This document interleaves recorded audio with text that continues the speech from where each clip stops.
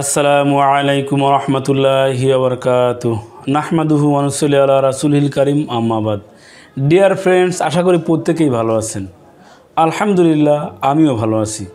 তো বন্ধুরা, আজকে আমাদের আলোচ্য বিষয় হচ্ছে অ্যাজমা নিয়ে।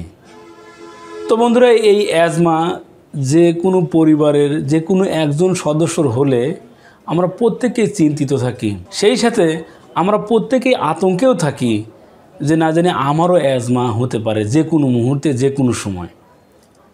তো বন্ধুরা, পৃথিবীতে যত রোগ আছে যেটি গভীরে চলে যায় সেটি কিন্তু অনেক কষ্টদায়ক, বড় পীড়াদায়ক। যাদের এই অ্যাজমা রয়েছে তারাই মূলত বলতে পারেন যে কি কষ্টটা হয়। কখনো কখনো কোনো অ্যাজমা শীত এলেই অনেক বেড়ে যায়, কখনো বা কারোর গরম এলে বেড়ে যায়।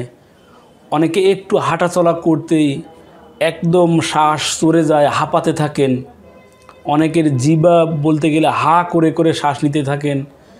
ঘুমাতে গেলে নাক বন্ধ হয়ে যায়, মুখ দিয়ে হা করে নিঃশ্বাস নিতে থাকেন। অনেকের ঘুম হয় না, আবার বসে থাকেন, আবার একটু ঘুমোতে চেষ্টা করেন, আবার বসে যান। এইভাবে রাত্রি কেটে যায়।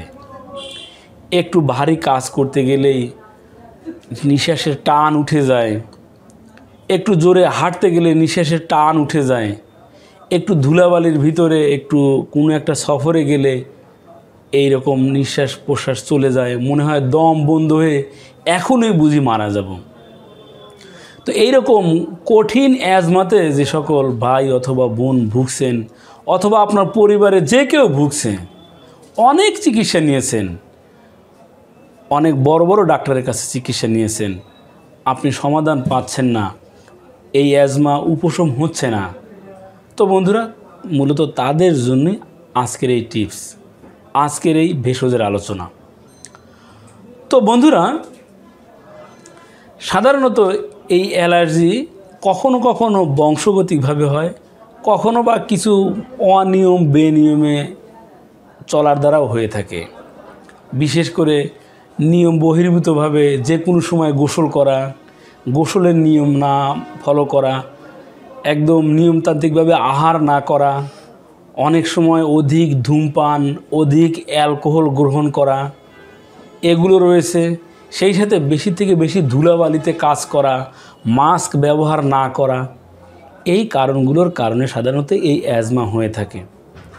তো বন্ধুরা, এই অ্যাজমা রোগের চিকিৎসার মেডিসিন বা হার্বসের চেয়ে নিয়মকানুন মেনে চলাই হলো এর উত্তম বা অন্যতম চিকিৎসা। বিশেষ করে ধুলাবালিতে বা কোনো সফরে বের হলে মাস্ক ব্যবহার করা, গোসলের নিয়ম মেনে গোসল করা, আহার বিহারে অনিয়ম না করা, এইগুলো করলেই সাধারণত আপনি অ্যাজমা থেকে মুক্ত থাকবেন ইনশাআল্লাহ। তো বন্ধুরা, আরও যে বিষয়গুলোতে আমাদের সতর্ক থাকতে হবে বা ফলো করতে হবে তা হচ্ছে, আমরা যখন ঘর দুয়ার পরিষ্কার করব, বিশেষ করে মহিলারা এরকম মাস্ক ব্যবহার করে বা মুখে গামছা বা সুতি কাপড় বেঁধে নিয়ে ঘর পরিষ্কার করা, এবং সেই সাথে বিছানাপত্রগুলোকে নিয়মিত পরিষ্কার পরিচ্ছন্ন রাখা, ধুয়ে রাখা, ঘুমানোর পূর্বে একটু ভালোভাবে ঝেড়ে নেওয়া, এবং এই ঝাড়ার সময়ও অবশ্যই মাস্ক ব্যবহার করা। সেই সাথে ঘরে পুরাতন বইপত্র যারা তাকে সাজিয়ে রাখেন, এগুলো মাঝে মাঝে পরিষ্কার করতে গেলে অবশ্যই নাক বা মুখ ঢেকে নেওয়া। তো বন্ধুরা, এইগুলো হচ্ছে prevention is better then cure. এগুলোর দ্বারা আপনি এই অ্যাজমা থেকে মুক্ত থাকতে পারবেন, এবং অ্যাজমা হয়ে গেলেও এটা মোটামুটি একটু ভালো থাকতে পারবেন। তো বন্ধুরা, এবার আমি সেই ভেষজটি বলে দিচ্ছি, যে ভেষজটি নিয়মিত সেবনের দ্বারা আপনি স্থায়ীভাবে এই অ্যাজমা রোগ থেকে মুক্তি পাবেন ইনশাআল্লাহ। আর সেই স্থায়ী সমাধান হচ্ছে অর্জুনের ছালে বা অর্জুনের পাউডারে। এটি আপনি বিভিন্ন ভেষজ বা বেনিতি দোকান থেকেও সংগ্রহ করতে পারেন। সর্বোচ্চ আস্থার জন্য আপনি নিজেই যে কোনো অর্জুন গাছের ছাল সংগ্রহ করে রোদ্রে ভালোভাবে শুকিয়ে এটি পাউডার তৈরি করে নিন, পাটায় পিষে হোক, ব্লেন্ড করে হোক। এরপরে আপনি প্রত্যেক সকালে এই অর্জুনের পাউডার 12 গ্রাম পরিমাণ নিয়ে এটি ক্ষীর, দুধ বা পায়েস এগুলোর সাথে মিশিয়ে এটি প্রত্যেহ সেবন করলে আপনার এই অ্যাজমা রোগ স্থায়ীভাবে সেরে যাবে, একেবারে স্থায়ীভাবে সমাধান হবে ইনশাআল্লাহ। Please trust me, trust this herbs, depend on Allah.